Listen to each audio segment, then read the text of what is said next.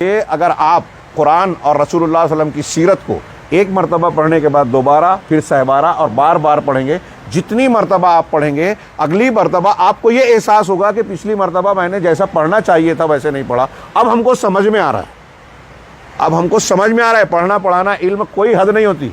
मैं किताबुत तौहीद, ये तो मोहम्मद बिन अब्दुल वहाब रहमहुल्लाह की किताब है, लेकिन उस किताब की खूबी यह है कि उसमें ज़्यादातर नुसूस है कुरान और हदीस। हाँ, किताबुत तौहीद मैं जामा मुहम्मदिया मंसूरा में मैंने 25 साल पढ़ाया और उसके बाद जो है मरकज़ इमाम बुखारी में पढ़ा रहा हूँ। शायद ही एक आध साल ऐसा था कि ये किताब मैंने नहीं पढ़ाई हो, लेकिन मैं गवाह, मैं बिल्कुल कह रहा हूँ कि किताबुत तौहीद मैं जब पढ़ाता हूँ, आज भी पढ़ाता हूँ, तो मुझे हर मरतबा पढ़ाते हुए ऐसा लगता है कि कोई नई बात जो पहले नहीं मालूम थी अब मालूम हो रही है। अल्लाह रब्बुल आलमीन खोलता है। हाँ, और वही नुसूस में, कुरान और हदीस की बातों में जो इस्लामी अकीदा है, तो ये इल्म जो है इसकी कोई इंतहा नहीं है। हमें कभी ये नहीं समझना चाहिए कि हमने पूरा कर लिया तो अब बस हो गया, अब कोई दूसरी किताब, ठीक है दूसरी भी पढ़ना है, लेकिन कुरान और हदीस को बार बार दोहराना है।